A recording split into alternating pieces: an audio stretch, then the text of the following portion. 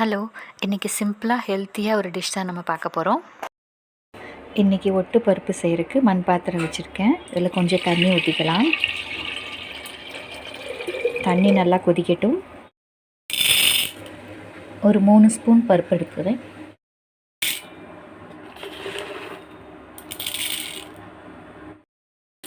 இது துவரம் பருப்பு.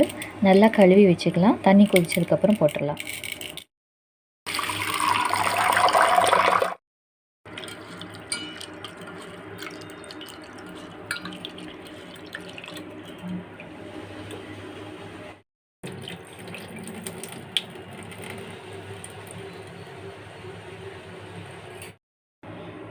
ஒரு 2 தடவை நல்லா அலசிட்டு அப்புறம் போட்டுக்கலாம்.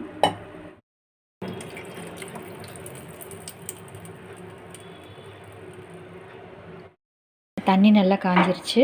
இந்த பருப்பு இதில் ஆட் பண்ணிக்கலாம்.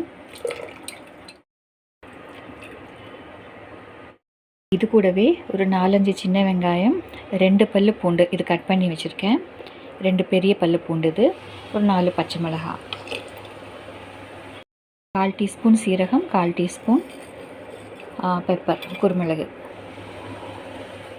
உப்பு இது ஒரு 1 டீஸ்பூன் அளவு, மஞ்சப்பொடி ஒரு பிஞ்ச், இது கூடவே கட்டி பெருங்காயம் கொஞ்சம். பருப்பு தண்ணி கொதிச்சிட்ருக்கு இல்லையா, இதே தண்ணியில் தான் நம்ம ரசமும் வைக்க போகிறோம்.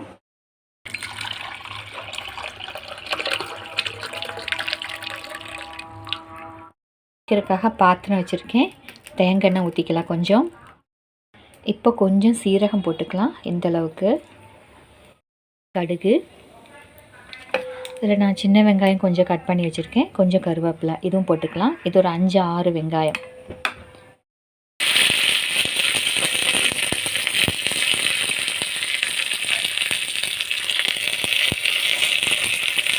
வெங்காயம் நல்லா வதங்கினதுக்கப்புறம் நம்ம பருப்புக்குள்ளே போட்டு கரைஞ்சிடலாம். காரம் நிறைய சாப்பிட்றதா இருந்தால் இதில் காஞ்ச மிளகாயும் போட்டுக்கலாம். நம்ம பருப்பு வேக வைக்கும் போதே நிறைய மிளகாய் போட்டிருக்கோம். அப்புறம் குருமிளகும் போட்டிருக்கோம். அந்த காரமே இருக்கும். நம்ம ஒரு 3 ஸ்பூன் பருப்பு தான் போட்டிருக்கு. அதனால் உங்களுக்கு இருந்தாலும் காரம் வேணும்னா இந்த ஸ்டேஜில் காஞ்ச மிளகாய் போட்டு நம்ம தாளித்து கடையும் போது இன்னும் நல்லா காரமாக இருக்கும். பருப்புக்குள்ளே போட்டுடலாம். பருப்பு மத்து வச்சு நம்ம நல்லா கடைஞ்சி எடுத்துக்கலாம். இப்போ பருப்பு நல்லா கடைஞ்சாச்சு. இப்போ நம்ம மல்லி இலை கொஞ்சம் போட்டுடலாம். அவ்வளோதான் பருப்பு. இப்போ நம்ம இந்த பருப்பு தண்ணி எடுத்து வச்சுருக்கோம் இல்லையா, அதில் இப்போ ரசம் வைக்கலாம். இப்போ ரசம் வைக்கலாம். கொஞ்சம் புளி, ஒரு சின்ன நெல்லிக்காய் சைஸ் புளி கொஞ்சம் ஊற வச்சுக்கலாம்.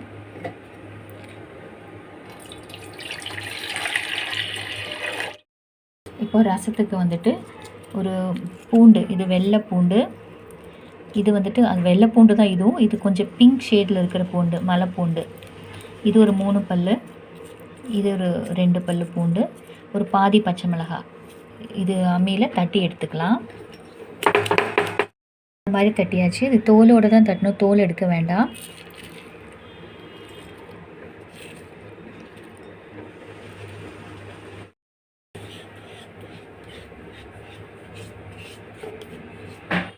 சின்ன சைஸ் நாட்டு தக்காளி எடுத்திருக்கேன். இதை கட் பண்ணிக்கலாம்.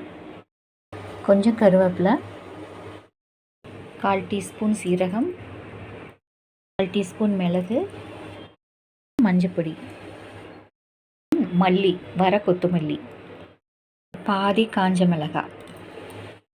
இது நம்ம கொரகொரப்பாக அரைச்சி எடுத்துக்கலாம்.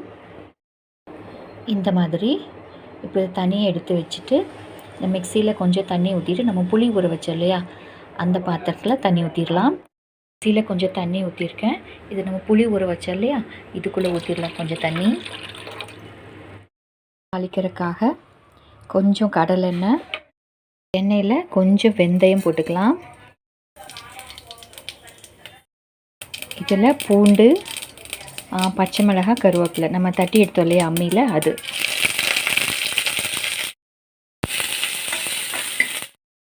தக்காளி, சீரகம், மிளகு மிக்சியில் அரைச்சோம் இல்லையா, அது ஆட் பண்ணிக்கலாம். வதங்கினதும் நம்ம பருப்பு தண்ணி எடுத்து வச்சுருக்கோம்ல, கலக்கி விட்டுட்டு இப்போ நம்ம புளி ஊற வச்சோம் இல்லையா, அந்த தண்ணியை ஊற்றிக்கலாம். தண்ணியும் கரைச்சி நல்லா ஊற்றிக்கலாம். புளி ஊற வச்ச தண்ணி நல்லா கலக்கி விட்டுடலாம். நம்ம பருப்பு வேக வைக்கும்போது கொஞ்சம் உப்பு போட்டோம், அதனால் அந்த பருப்பு தண்ணியில் கொஞ்சம் உப்பு இருக்கும். இப்போ நம்ம இதுக்கு ஒரு ஸ்பூன் அளவுக்கு கல் உப்பு போட்டுக்கலாம். உப்பு. ரசம் அவ்வளோக்கும் கொதிக்கக்கூடாது. இந்த ஓரத்தில் வந்துட்டு நுர கட்டின மாதிரி இருக்கும். அப்படி வரும்போது நம்ம ஆஃப் பண்ணி மல்லி இலை போட்டுடலாம். இப்போ நுர கட்ட ஆரம்பிச்சிருக்கு. இப்போ ஆஃப் பண்ணிடலாம். இப்போ கொதிக்கிறப்போ ஒரு ஸ்டேஜ், ஆனால் கொதிக்க விடக்கூடாது, ஆஃப் பண்ணிடலாம். இப்போ கொஞ்சம் மல்லி இலையும் ஒரே ஒரு காஞ்ச மிளகாயும் போட்டுடலாம். இந்த ரசத்துக்கு வெறும் அப்பளம் மட்டும் சாப்பிட்டாலே போதும். இந்த பருப்பு ரசம் அப்பளம் நல்லா இருக்கும். ட்ரை பண்ணி பாருங்கள்.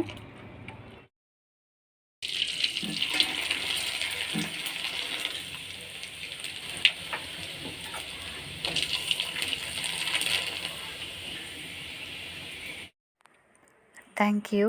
தேங்க்ஸ் ஃபார் வாட்சிங். உங்களுக்கு பிடிச்சிருந்தா சப்ஸ்கிரைப் பண்ணிவிட்டு பாருங்கள். அப்போ உங்களுக்கு நோட்டிஃபிகேஷனில் வரும்.